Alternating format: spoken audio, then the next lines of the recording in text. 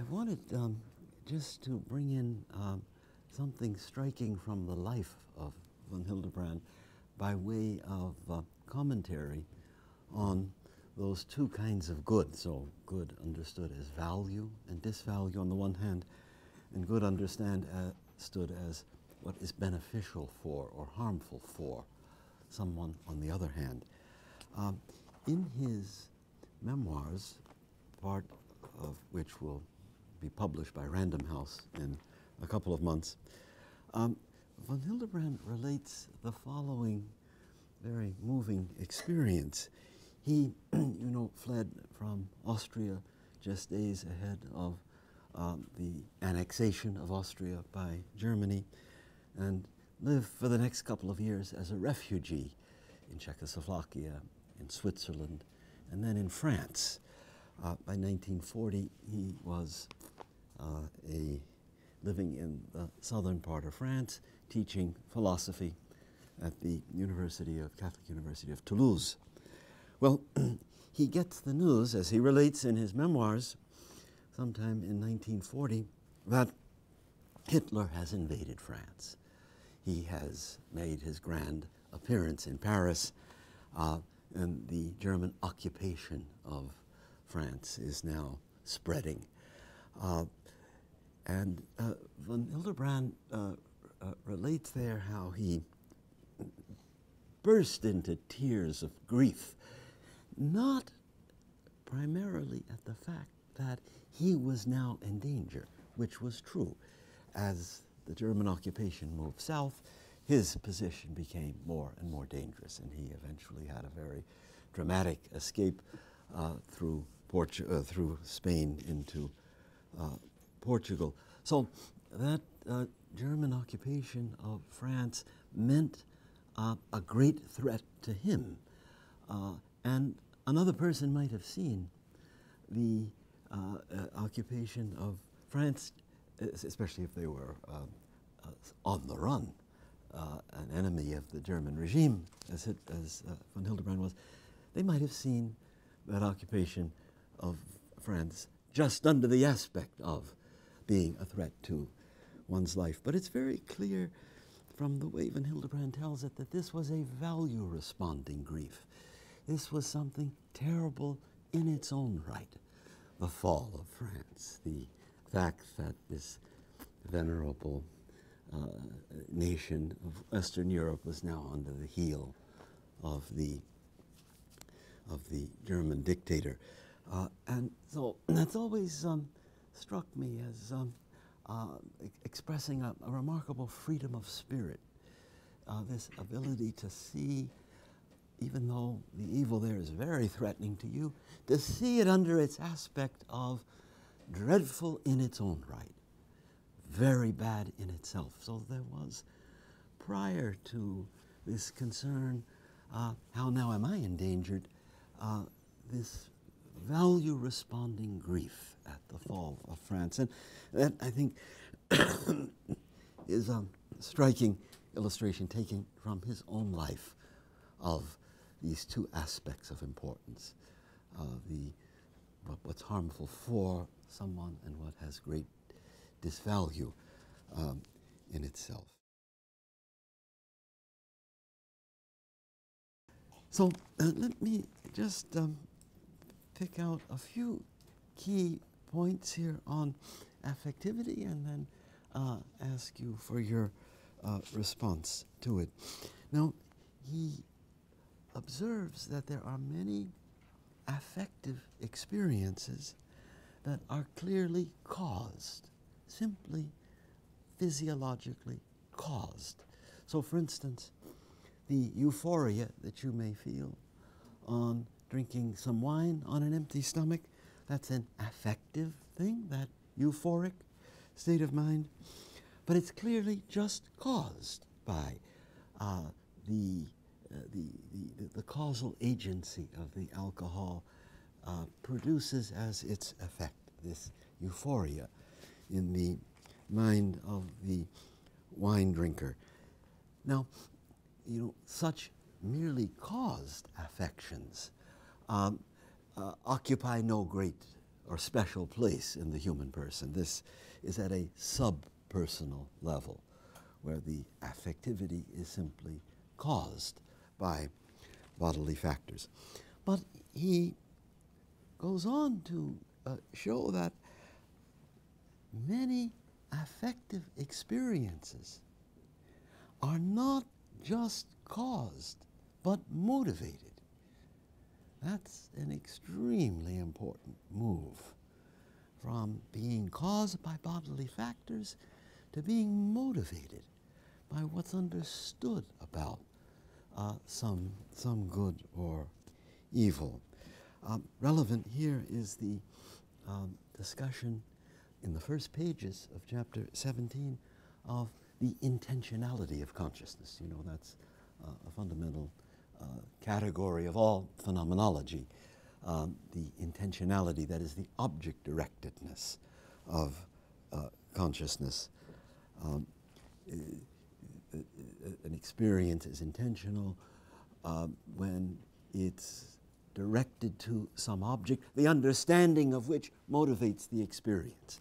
That's an intentional experience. So the caused euphoria is not an intentional experience. It's not directed to an object which is understood and which motivates the euphoria. The causation does its work completely outside the reach of my conscious experience. He thinks that this gives us a class of affective experiences that is properly personal.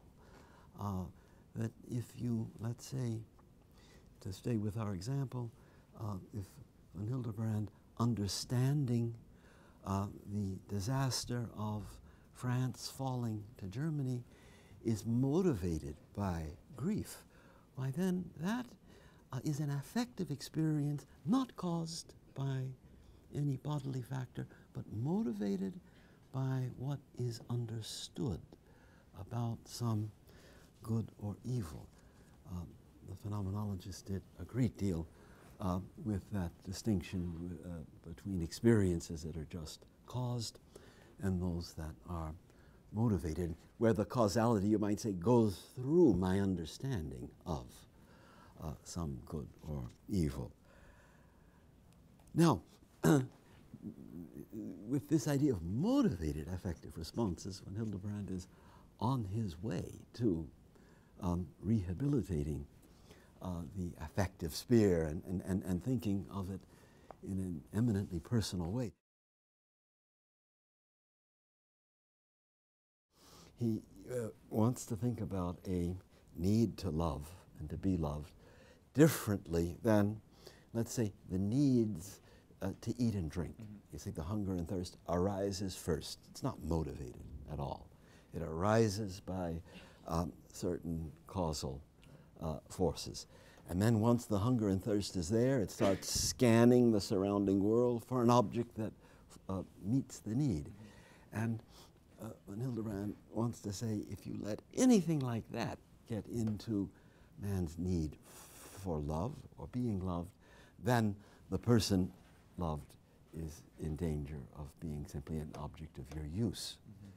Just like the food and drink you consume is used for the satisfaction of the need. So, and I think it's easy enough to read Aristotle and St. Thomas as not holding that kind of appetitive view of love. I think he might well say that we're made to love and be loved, and therefore it is beneficially good for any person to love and to be loved. But he would say that this is one of those beneficial goods that's woven together with value response. And the person whom you love can't just be loved under the aspect of fulfilling that aspiration for love, but has to be loved in his or her own right. And only with that kind of love is the need fulfilled. So it's a kind of transcendent need, the fulfillment of which lies in the order of value response, as opposed to the immanent need that arises unmotivated and seeks and consumes the object which fulfills it.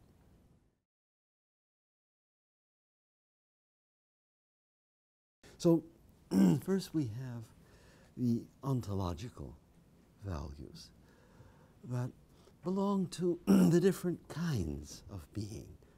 So if you speak of a certain dignity of plant life and a still higher dignity of sentient animal life and a still higher dignity of rational human life, you would be referring to ontological values in von Hildebrand's sense.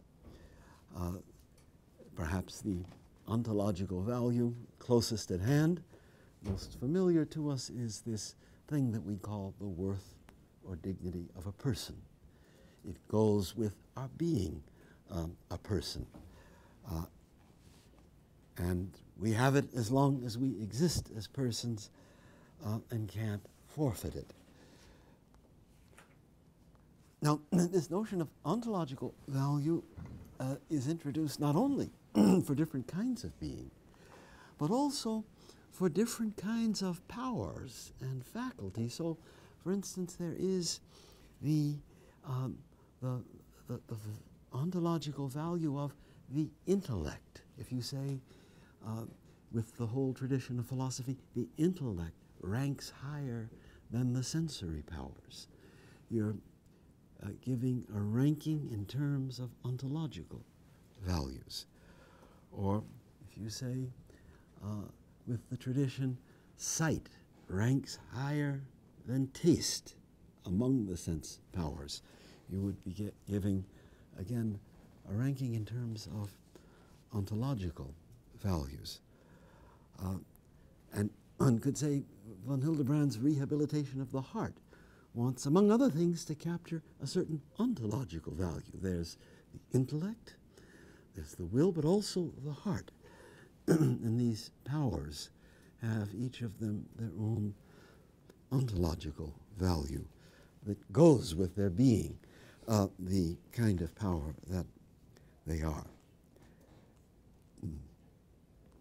On the other hand, we've got the qualitative values that belong to a being not in virtue of it being the kind of being that it is, but that are acquired and can be lost. So again,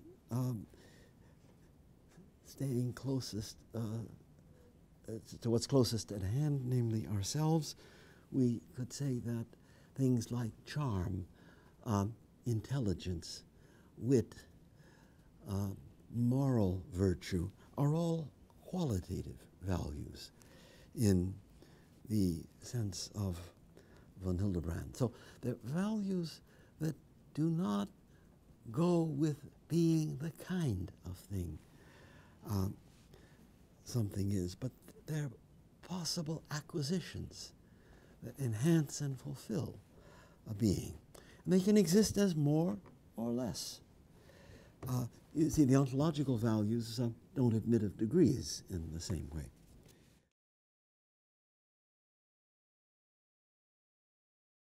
And here, too, with the qualitative values, he discerns a hierarchical ranking. So he says everywhere in his writings that among the qualitative values open to a human person, none rank higher than the moral values.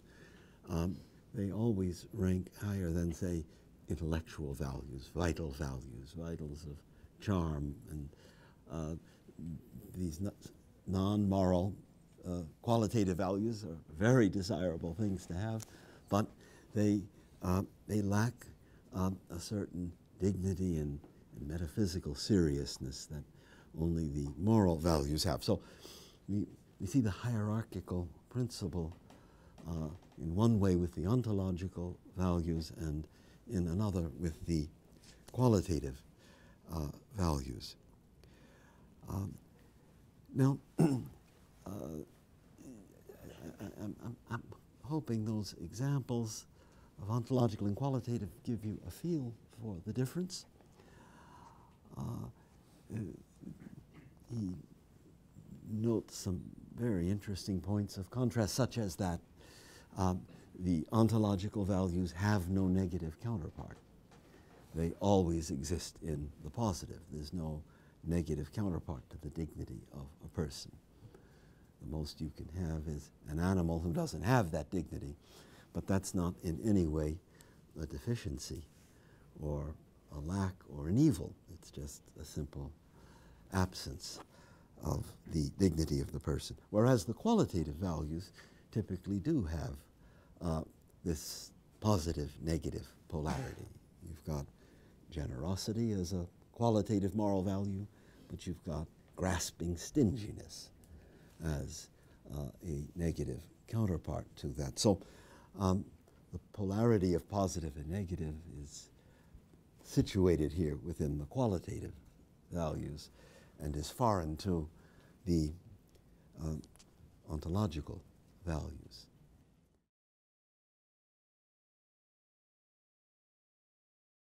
The ontological value, he says about 4 lines down on 138, as we have seen, is so closely connected with the respective being, in our case the human person, that it is impossible to describe the relation as a participation in value.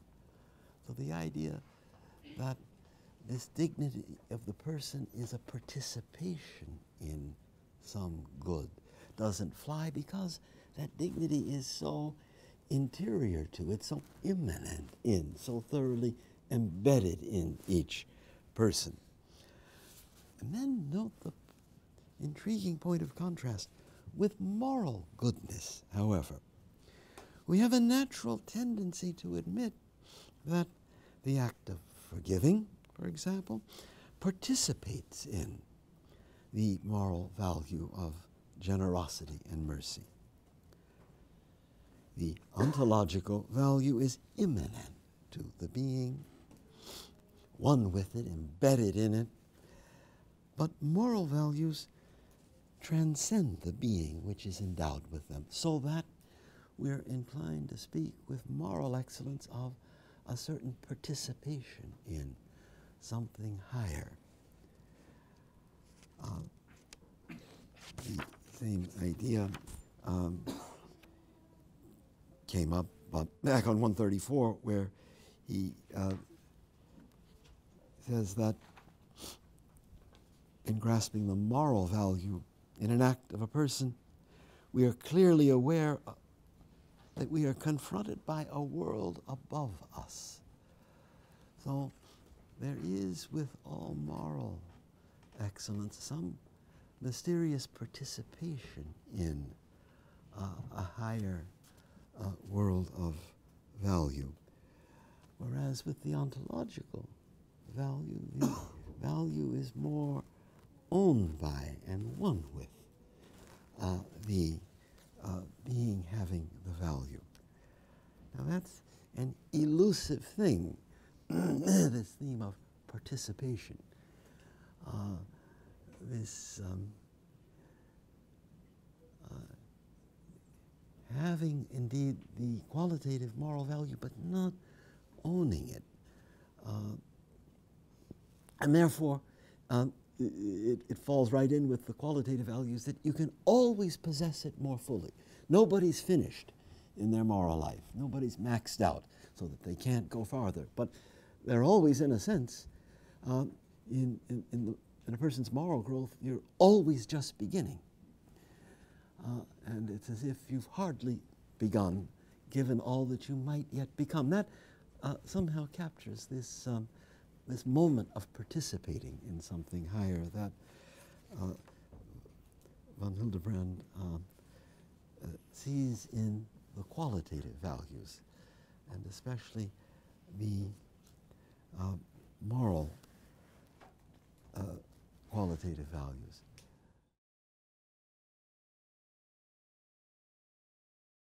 Let me still, before our time is out, mention the so-called values of perfection that von Hildebrand, in a later work entitled Graven Images, Substitutes for True Morality, introduced.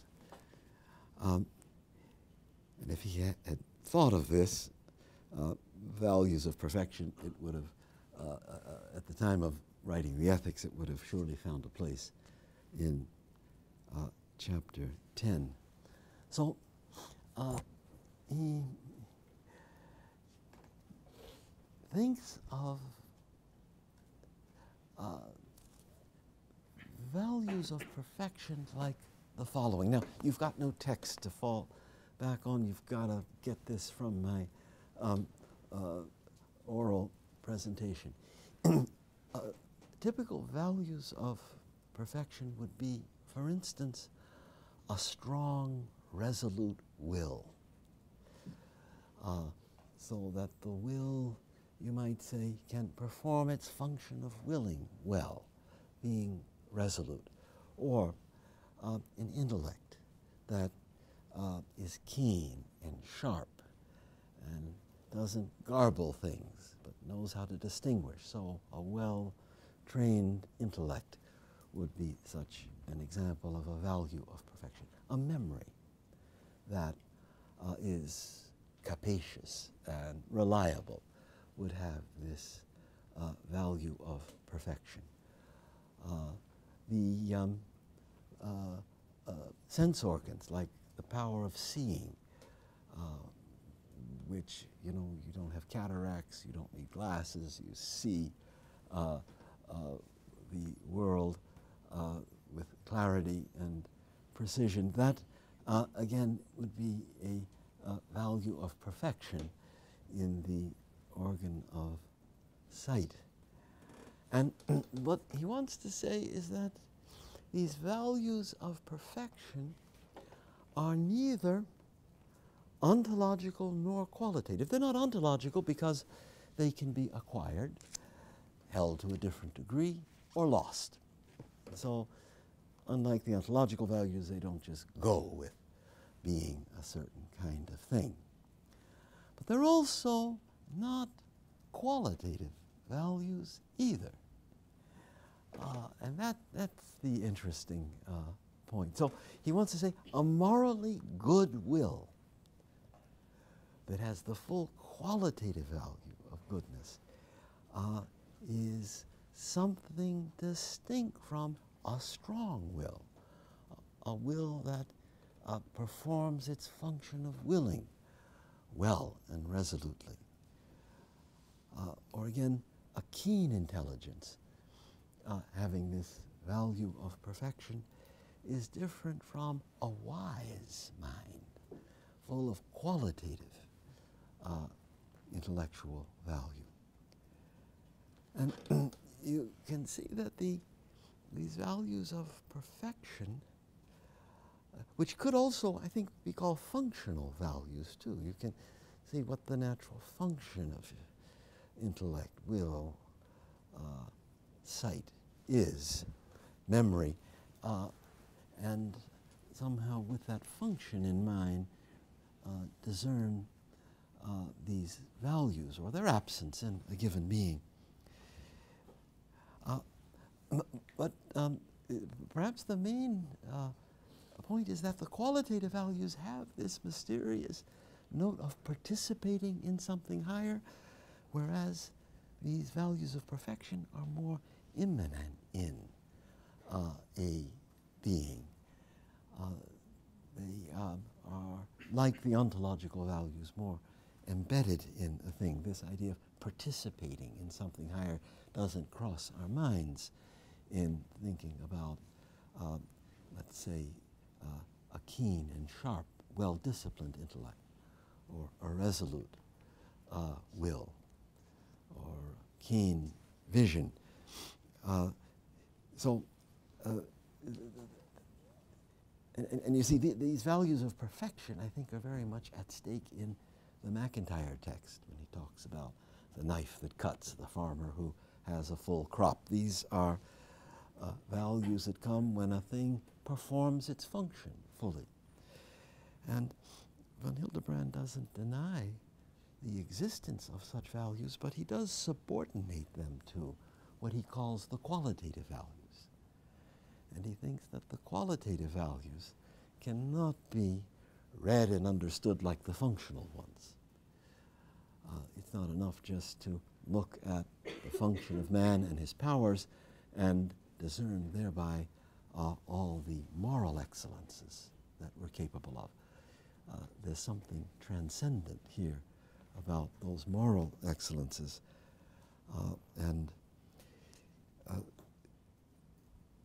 so that is liable to be the rub, namely the distinction between the values of perfection and the qualitative values, and the greater significance for the full flourishing of a human being of the qualitative values.